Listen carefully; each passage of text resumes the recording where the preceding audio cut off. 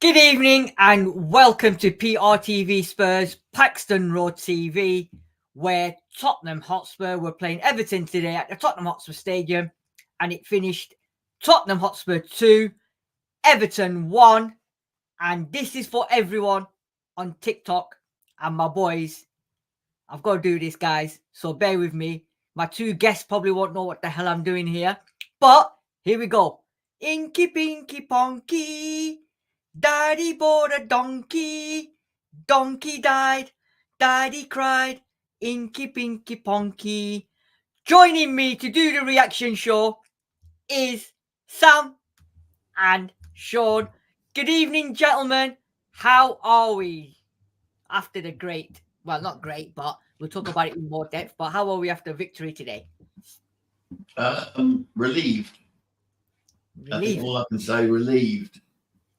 That was a very frustrating watch. It was. I agree. And yourself, Sam? Made it difficult. Should have been out of sight. Score goal, 2 goals after 18 minutes. You really shouldn't make the game as close as it was, but so be it. We've got the 3 points, and that's, I guess, all that matters, really. Do you know what? I totally agree with you, because we done the preview yesterday and we said on current form, Everton are not an easy team to play. They're not conceding goals. They're scoring. They're winning games, as the form table said. And we said Tottenham Hotspur at home, the way we're playing at home, we all predicted relatively easy wins. Sam, you said 3-0. I said 3-0. Sean, you said 2-1 or 2-0? I think I went with 3-1, to be honest. 3-1. So, you know, it was a lot tougher, or should I say we made it a lot tougher than the actual scoreline said. And if you're a neutral, well, even as a Spurs fan, I'd say that Everton deserved to get at least a point out of that game in the end, because they played well. And we just sat back and defended. So, how shall we do this then? So, 2-1 in the end. Richarlison and Son for Spurs. Gomez for Everton. Before I bring the stats on, guys, just give me your thoughts on the actual whole game, how it panned out, where you thought, you know, we done well, where we thought we didn't do well, and then we'll obviously do the possessions and all that stuff, and then we'll do the team. So starting with you, Sam, I'm assuming obviously you watched the game. What did you make of it? I think probably just it can be wrapped up quite quickly. We got goals early, deserved first goal, second goal again being on top. Everton, to me, looked like they were going to play in a certain way. They allowed us to have the ball in that defensive third. Looked like they were going to press in the middle third and then defend a little bit deeper if we bypassed their press, which is what we did. Got the goal from it. Really good finish from Richarlison. Really good move. One touch in the end. Son's goal came after, again, some good work in terms of keeping possession and getting the ball in that sort of area. But I'm not sure if it was complacency, whether or not Everton just decided to up the pace. Either or, you know, it became a little bit more difficult. As I said, I was seeing Darius, we have to go into this halftime 2-0 up as opposed to 2-1. If we'd have gone in 2-1, I don't think we would have won the game. I don't think we'd have lost the game, but I'm not sure we would have won it in a manner that, like I said, I don't think the manner was good in terms of how we won it, but you got to look at the players that eventually ended that game. Romero coming off at halftime has a massive impact on how you defend, knowing that Eric Dyer and Ben Davies are at centre back with Emerson Royal at left back. That's a real tough ask for anybody. So, yeah, 3 points and move on to Brighton. Spot on. Well said. Sean, your take on the game? For 25 minutes, we made a competition of it, and we probably dominated. But from 25 minutes on, there only was one team that was going to score, and that's what proved to be. From 25 minutes on to 95 minutes, whatever it was, Everton were the better team by a country mile. Do you know what? I don't know. First 25 minutes, like you both said, we played really well. Some of the passing, the slickness, You know, everything. It's like everything was just like switched on. The back heels, the flicks, and everything was running onto another Spurs player. We was creating, and then it was like, Christmas is coming, lads. We've got to give Everton a little bit. I think they felt sorry for them for the 10-point deduction. I don't know what it was.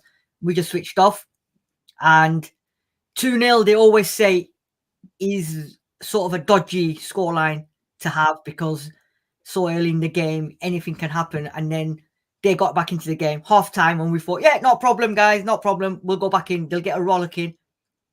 We just didn't turn up second half, did we? We did not turn up at all second half. The passing was shocking. Some of them simplest passes in the world. They were making hard work. This defending from the back today in the second half, we just could not get the ball out, and then we got ourselves into a muddle, gave the ball away. Luckily for us, Everton didn't have the shooting boots on. Otherwise, it could have been. And that first goal for them, everybody else sat next to me and they said it was coming, and then we thought, here we go now. It's going to be a hard 20 minutes. It's going to be hard, and then the Romero stuff, and you know, it was not a good game to finish off just before the Christmas period. So if we look at this, I know it probably doesn't mean anything, but in terms of possession wise, 60% to Tottenham. Everton had 40%. 13 shots, Spurs. They had 18 shots, of which we had 6 on target. They had 8 on target. I can't remember. I don't know if you two can remember the last time a team came to our stadium and they had more shots on target and in general over us. Sam, can you recall that? I think we've had teams have more shots on us. I definitely think that's been a stat this season. I just don't remember if it was home or away. But yeah, you might be right about the home thing. But certainly, you know, we've had that stat where teams, and that's quite unusual. You know, not so much in terms of, you know, the amount of shots, because those shots could be wayward, but certainly on target. We can talk about that further anyway. Yeah. And then obviously corners. We still haven't conceded from a corner, you know. Madness. Big chances. We had 2. They had 3. We missed one of them. They missed 3. Accurate passes, 467, 83% to their 274, 177%. 77% expected XG, 1.34 to 1.95. Sam, Sean, talk me through these stats then. Anything stand out for you guys?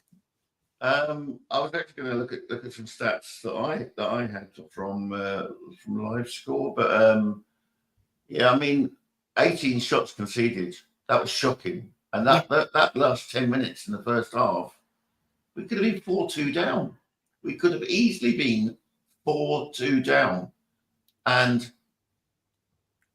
I mean, I'm seeing people in Twitter feed saying Emerson Royal man of the match. To me, he was a joke. It was a joke of a performance today. What was he doing? He was, every time the ball went to the left-hand side, I thought, oh my God, here we go. And, I mean, our left-hand side was like an open door, and I thought it was just, I mean, I think the one that's mentioned should have saves up. The number of saves Vicario had to make today.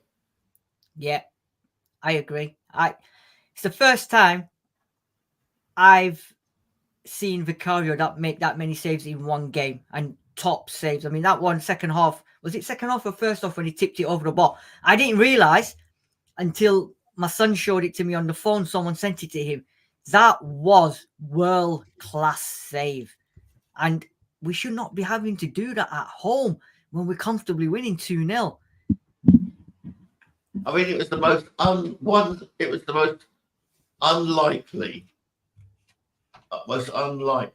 2-0 if you saw that half time. Yeah. It's just let me just get the statistics here. That's right. Yeah. Sam, what did you make of it? I didn't actually think Emerson Royal was as bad as all that, to be honest with you. I thought he actually played well. I don't think the defence, even if the stats show what they show, I don't think the defence was overly at fault for stuff. We gave the ball away. We gave the ball away so many times, cheap giveaway of possession. You know, we allowed them to press us. We allowed them to put us under pressure by not moving the ball quick enough, by dealing. Yeah, Sam, the ball has been given away. Hold on. Yeah. Well, like I said, as I was saying, that was down to Everton putting the pressure on. Now, what we've got to look at is Emerson Royal on that left-hand side. Yeah, he's not a left-footed, left-sided player at all. But I have to give him credit. If you're playing on that side, particularly the second half, when we had Dyer, we had Ben Davis, which Ben Davis is a mismatch for Calvin Lewin. As I said, from a defensive point of view, from a physical perspective, we didn't concede a goal from a cross. All Everton kept doing was throwing crosses in. Now, again, we got away with one. I'm not saying we didn't get away with one, but the amount of crosses that they kept throwing in, and we did deal with them. And I was actually thinking they're going to score from a header here. Yeah, the goal didn't come quite directly from a corner, but it was off the back of that. But again, you know, could Skip have got a touch? Maybe. Might have gone on the goal anyway. Yeah, so that goal was a little bit fortuitous as well, although it was a good strike. But yeah, you're right. Everton had enough chances to get the goal. I just think we made it easier for them by giving the ball away so easily. And do you know, you're talking about the passes, yeah, Sean, Sam. They were. I don't think Emerson Royal was a culprit in that. Ben Davis gave the ball away so many times in that second half. And when I mean give the ball away, simple passes that they were just, I don't know what they were doing from the back when Vicarious passed it out to them. And they were just needlessly giving the ball away. And you're like, what are you doing? It's a simple pass. Make the pass. But it just wasn't happening. And it was happening time and time again.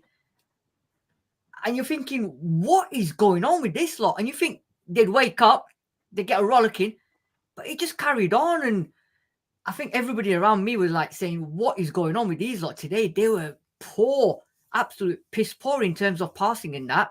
Brendan Johnson, for me, had a really bad game again today. And obviously we'll talk about the other players. Sean, you was going to look at some stats. What was you going to look at?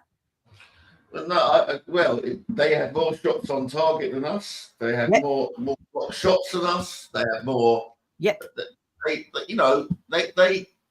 deserved something out of the game. And if I was Sean Dyche, I would feel cheated out of that game, to be honest, because we were not good enough. And I was going to say to Sam, the reason why Ben Davis was having to take riskier passes is because he had no outlet to the left, because Emerson Royal was in a bloody dream somewhere in the middle of somewhere in bloody Copacabana Beach, because he was halfway up the field all the time. You got to offer yourself as a left back, and he wasn't. So Ben Davis was making risky passes. He had a bad game. But I tell you what, if you don't have Udogie out there, we're screwed, because I never want to see Emerson Royal at left back again. I never want to see left back again. The left back, what you're saying, Sean, about him playing in the middle, we've been doing that all season with Pedro Porro and Destiny coming into the middle to play like in the midfield. And it's happened week in, week out. It's not the first time, because we've always got cover to cover him. So it's happened week in, week out. And yes, Emerson Royal was put in there for a reason, obviously. And we discussed that on the preview show, that he's not going to put Davis back. But like you said, Sam, at some point in that game, we knew what their threat was. They were just going long ball, DLC, Dominic Calvin-Lewin, DCL, sorry. And he was winning every ball against Ben Davis. It was an absolute mismatch, right? Emerson Royal, yes, was decent, but at some point, do you not think he should have thought, well, let me put Davis left back and put in Phillips coming in as a centre-back, because he's got height. Then you would have had height, but obviously our manager knows best. And as far as I'm concerned, we didn't play our best. We've got 3 points. And at the end of the day, like my boy said, who gives a shit when people are going to look at that, it's going to be 2-1 Tottenham, 3 points. End of. True. Like I said, I don't think we played defensively well. But again, I'm gonna defend the Emerson Rawlings today. The big chances that Everton had today didn't come down the right-hand side or our right-hand or their right-hand side. Danjuma created loads of opportunities on that left-hand side. He crashed the crossbar stroke post on the left-hand side. They got in the last few minutes of the game on that left-hand side. It was a poor performance defensively, but we can't lay the blame on him. I'm saying that because I watched how he played. He did enough in terms of, getting his body in the front. He got situations where he was getting free kicks. The problem we got is we gave the ball away. And giving the ball away at any level of football is going to cause you problems. And that was both in the midfield, that was both in the defensive area, that was even in the front area. We didn't take care of the ball. If you don't take care of the ball at any level of football, you're going to give players opportunities to spring quickly. Now, what Everton did well, they said, right, flipping out. Again, loads of teams have done this to us this season. They can't win a game of football, but what they can do is they can put you under pressure. That coupled with a bit of complacency after 20 minutes of thinking, and I thought the same thing, 2-0 here, as I said in the previous day, we're going to win this game by 3 goals. And that should have been the case. But you can't allow teams just to think, oh, well, we can just do what we want. You can't. Sometimes you have to play football in a way which might not suit what Ange Postecoglou wants. And what I say by that, we took some real risk, and that's the risk and reward. We got away with it at times when we played through them. There was a couple of opportunities, I'm doing this, but I understand that's how we play. So if that's how we play, we have to accept, we have to minimize the amount of mistakes that we make. But ultimately, the players on the pitch, they're not our best players. And to be honest with you, I'll take them 3 points all day long, but we have to improve. And certainly the next game we play, we're going to be playing against a team who I think are going to have more of the ball than what Everton did. And if they have more of the ball in terms of the same amount of possession and the same amount of opportunities to score, it might be a different game away from home. That's all. This comment by What's the Point FC. We simply don't like being pressed. We can't handle it, and we got lucky today. But thank goodness. That's all the team have done. Every single team that second half have made a mark. Aston Villa did the same thing to us. Second half, they just changed up. West Ham did this. There's a pattern emerging here of how. Now, again, I'm going to put it down to a couple of things. Our first team is not available, but the risk and reward that Ange Postecoglou set, which, again, we have to stand back and admire, gives teams opportunities. The better teams. Now, I've watched that watched the Liverpool-Arsenal game. We give opportunities like that to them teams, we're going to have to come away and think stuff. We're going to have to outscore them. We can't always outscore them with the players that we've got currently, but I'm confident once we get through these next 3 games, we might be in a better situation with some of the players that are due to come back. It's hard. Yeah. It's tough now. Yeah. Sean? Yeah.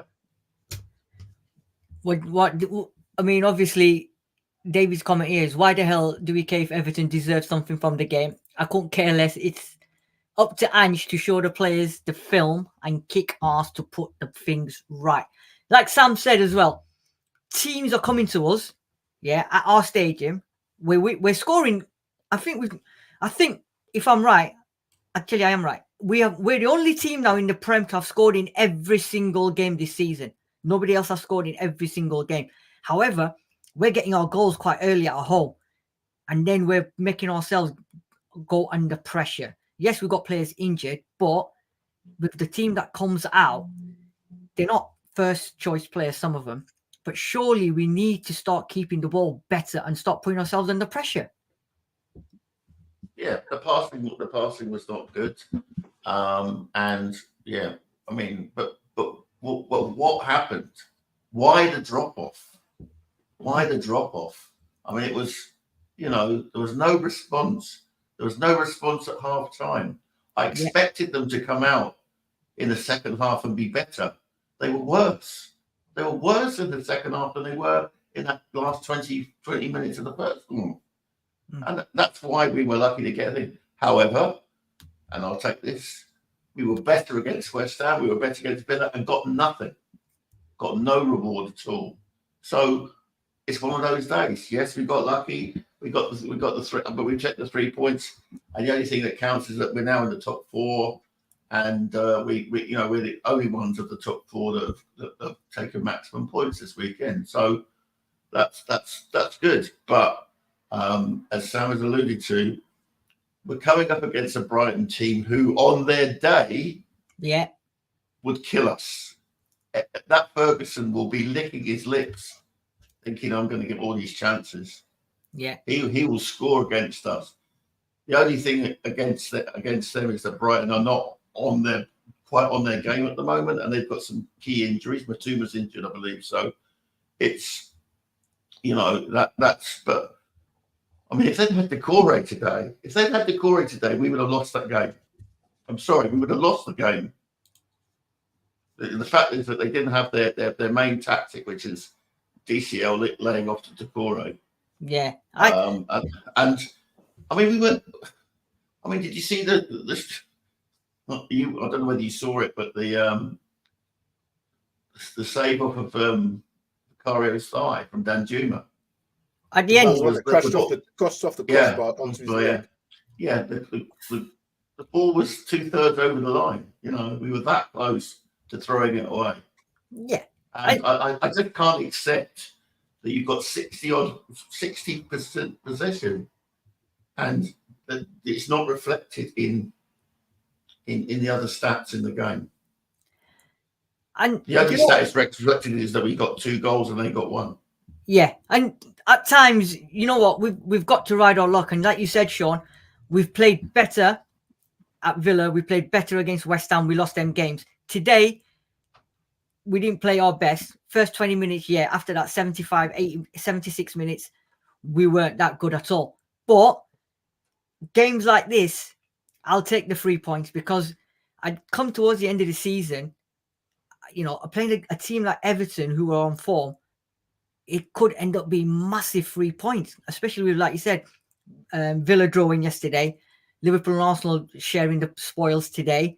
City didn't play, so obviously they're laughing. So these points, with our injuries, with our suspensions, I think it's fantastic. 4th going into Christmas, and with all our players to come back, I think 95% of Spurs fans would have taken that all day long.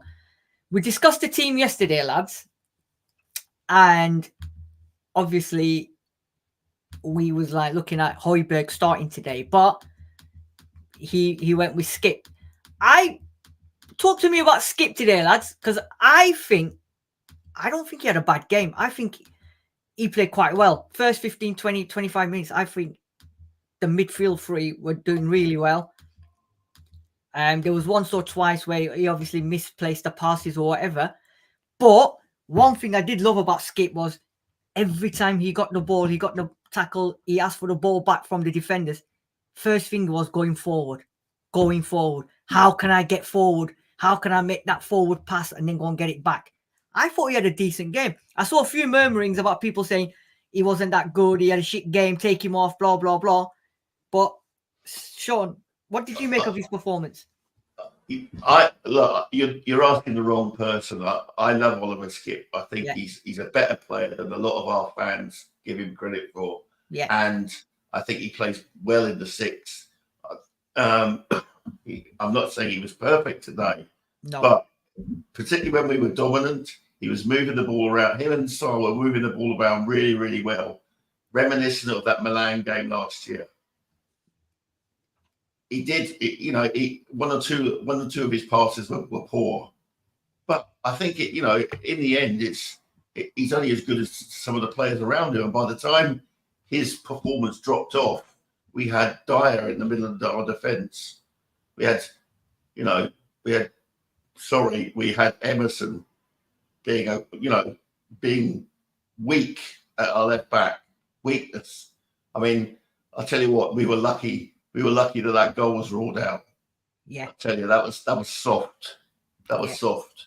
I mean, it was a foul, but it was soft.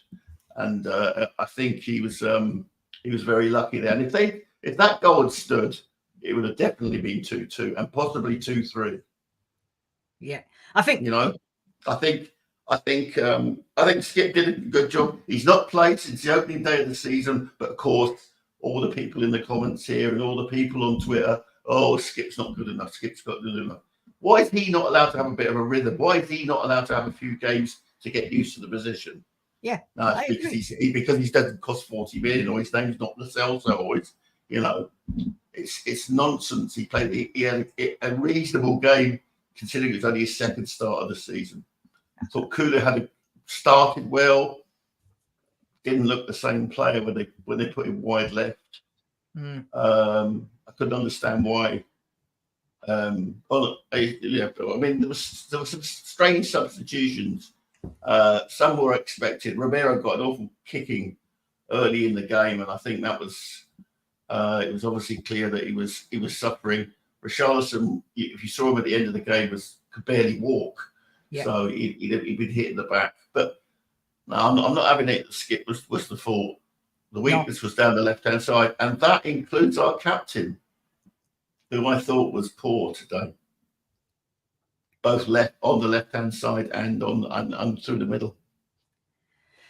Sam, what did you think of Skip's performance today? I think he's one of people look at different things in football. He played the number 6. I thought he played it really well. The problem today wasn't about possession. We had 60% possession. The problem wasn't about where that player was, because I think they dovetail well, him and Sarr. The problem is he's giving the ball away and needlessly creating opportunities for the other team to get more life into them. That's what we did more often than not.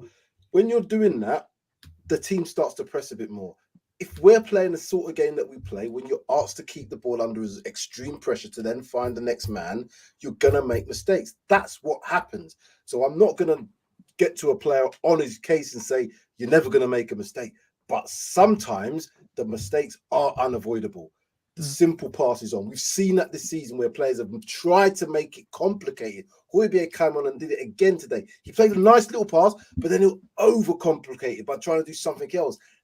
Got to cut that out, because this is going to allow teams. We're always going to give up opportunities. So for me, Skip and Sarr, I thought worked really well. You said it right. When Kulusevski had to go to the left-hand side, I thought Johnson didn't have a great game today. I thought he was wasteful.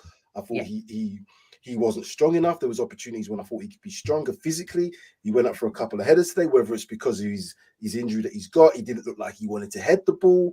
And I think he should have been the one to come off. Put Kulusevski to the right, bring Lo Celso on, then he might have had a bit more control. So there was things in the manager that he did that didn't quite make sense, but was he forced into them? The Richarlison thing was definitely forced onto him. The Romero thing was definitely forced onto him. So you have to take all those factors into consideration. And we'll do that when we watch Match of the Day later, and we'll go, you know what?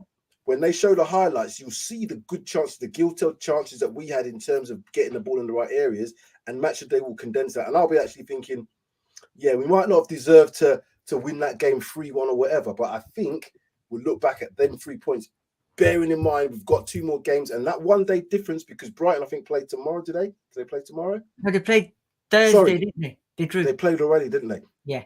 But we've got that extra day as well, because we don't play until after Boxing Day. So that might play into our hands to be able to get a little bit more rest as well. So, yeah, I'm not saying we're overly happy, but I'm certainly taking 3 points all day long now and move on to Brighton.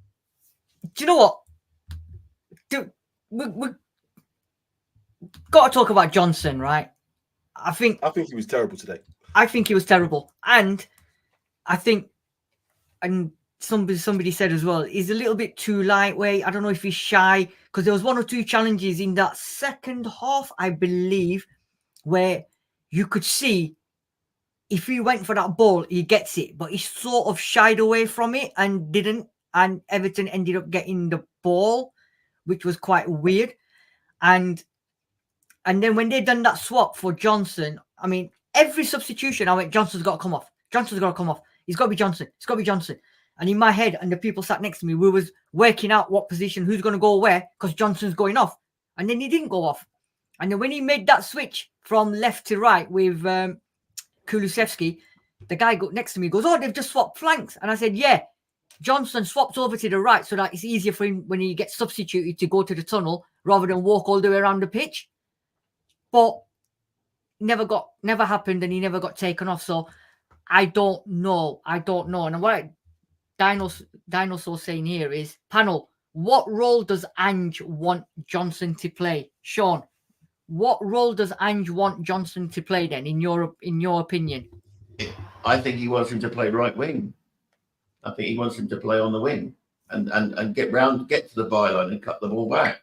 That's the classic Postecoglou, goal from his time up here at Celtic. Yeah. To that's what he wants, and he's not getting it. I think Johnson was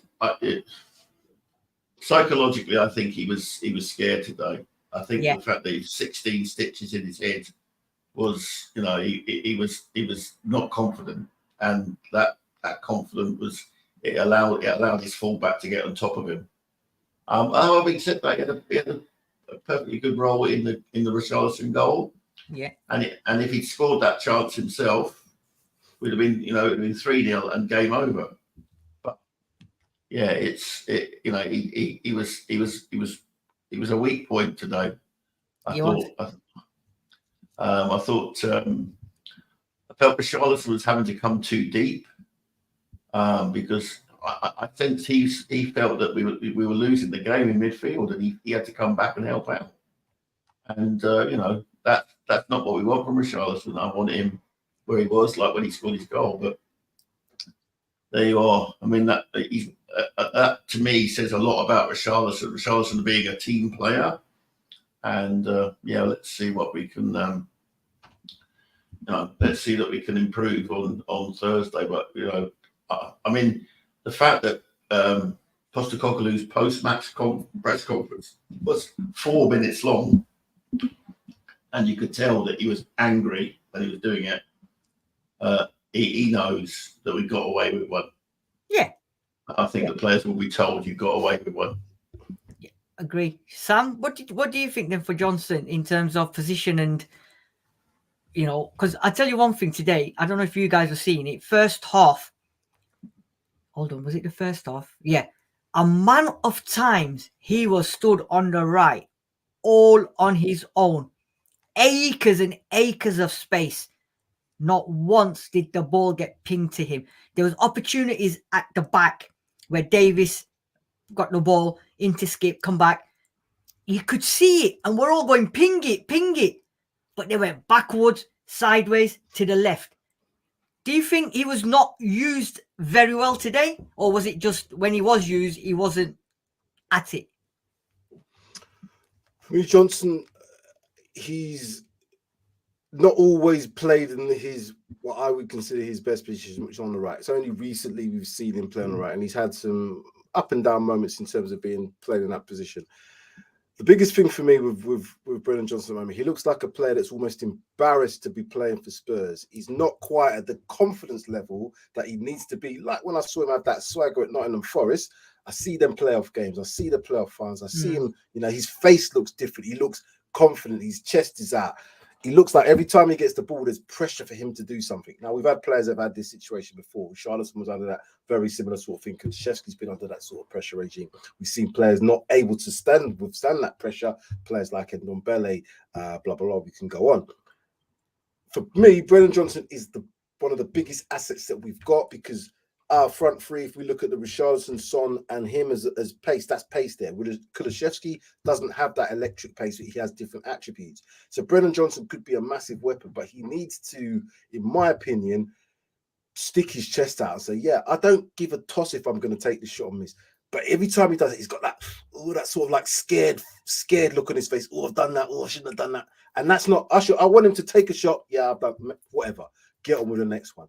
And that will come in time, provided he plays on that right hand side. I don't think swapping from left to right is going to help his game in any way, shape, or form at the moment. I think, you know what it is? I think because we got all these injuries, right? I think Postecoglou is just trying to get the best out of players in positions that he thinks that, I can use them. Not necessarily be their best positions, but if he thinks I can use them, let me use them until all the opponents fit. Can I say something? Yeah. We talked about the starting teams today, and we talked about Ben Davies going to left back. Well, we could have done that, but then you're taking more pieces out to create and fill one piece. So taking Ben Davies out of the centre back to put him to left back meant you would have had to put another centre back in who hadn't played. Yeah. Then you would have had to think about other things in the game. So if that centre back's being, and then you start having to compensate. So try and get wherever possible, even if it's players who are not the strongest in that position. What I mean by that is you would look at it and say our midfield of Skip who would be the better number 6 out of Skip and Basuma. In my opinion, it would be Basuma. But Skip is not the better 8. He's a better 6. So play him in that role, which is what happened today. The players that are available, play them in their positions and give us more opportunities. The Kulusevski thing is interesting because if he'd have gone from that position he was playing to the right-hand side, I think he'd have been more effective. But now we're trying to fit other players into the team who aren't maybe playing as well. And I agree with what Sean said. I just think that head injury, 16 stitches, he ain't going to want to go up for headers. You don't want to go up and nut one in the back of the net. He's not Duncan Ferguson. He's none of them players. Footballers ain't doing that these days. So take that on the chin and let's see what happens the next game away from home. This is it.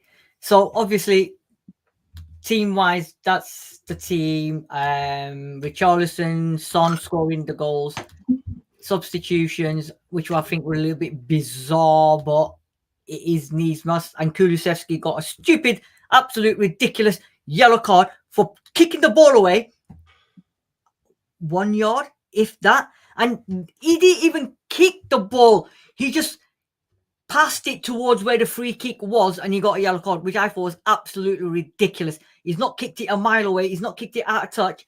He's just kicked it towards where the free kick was going to get taken. Referee, I think, as well today was quite poor. And there's a lot of tackles and there's a lot of stuff going on there where he just completely just didn't, our favour as always. Johnson needs time to feel totally at home in our team. You can't expect him to come in and set the pace. That just doesn't happen. Don't forget, he's come from the Championship, not a Premier League club. Yeah, it's a big step up for him. But I think the quality is there, like you said, Sam. The quality is there. It's going to take him time. He's not going to... I think once everyone's fully fit, once the dimensions of the team are right, set in place, I think that's when we'll see the best of him. The biggest thing for any player is confidence. Confidence is the major ingredient in the difference between those really good players and those okay players. And that's what it is. If he scores a couple of, like Richarlison, we've got to look at Richarlison as being that same example. The goal he scored today, he wouldn't have done that 6 weeks ago. That was a fantastic finish. Fantastic finish after a really good run. And Johnson played his part in that. So that's what I'm saying. He played his part in that. So he knows he can do that. Now it's like, next game, I did that. Richarlison was thinking, I scored a good goal. If I get the opportunity again in the next game, I'm going to score another goal. And that's how you have to think as a footballer every single time you go on the pitch. It's like a boxer. You can't go in there thinking, oh, you know what? I might jab him. He might jab me back. If you're going to lose, you are going to lose. So you have to be wanting to win every single battle on the pitch. I think also, Sean, as well, towards the end of the game, Pedro Porro looked knackered. Kulusevski looked knackered. There was a lot of players that looked knackered. Obviously, Romero's in. I mean, I listened to what you said. I listened to the interview on, I think, Radio 5 straight after the game on my way home. And Postecoglou was asked about the injuries. And he said, Romero had a hamstring. So he said we had to take no precautions and we took him off. Richarlison, apparently, he was suffering from that back injury kind of thing. But he said he wanted to play and he goes, I was not going to let him play. So he says, again, we're taking him off for precautions because he said towards the second half, his back started hurting him. Saw one, I'm not too sure what the reasoning behind that was. I'm thinking 4 cards, he's got yellow. He probably wants him to play for the Brighton game because had he would got a yellow